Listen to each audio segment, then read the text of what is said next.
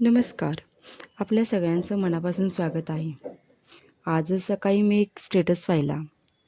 तो असा होता, स्वतःवर विश्वास ठेवा, मेहनतीवर प्रेम करा आणि यश नक्कीच तुमच्या दारात येईल. हा खरंच आहे.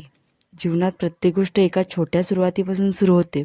अगदी या रेसिपीसारखी थोडेसे साहित्य, थोडी मेहनत आणि भरपूर प्रेम.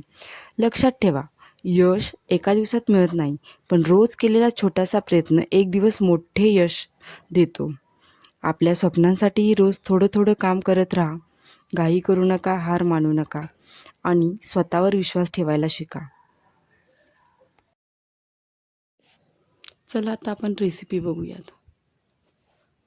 पहिले आपण कढईमध्ये गवार भाजून घेणार आहेत. त्याला चांगले डाग पडेपर्यंत भाजायचं.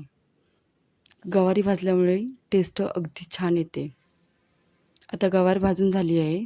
कढईत तेल घेतला. कढईत तेल गरम झाल्यानंतर कांदा टाकायचा. कांदा चांगला परतायचा.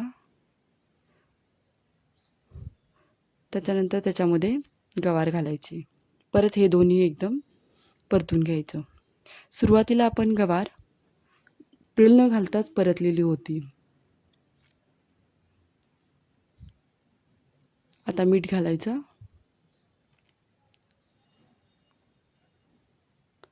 कोल्हापुरी मसाला घालायचा.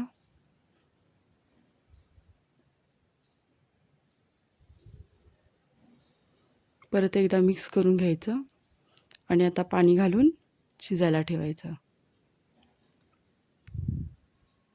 झाकण ठेवायचं आणि 5 मिनिटांनी चेक करायचं.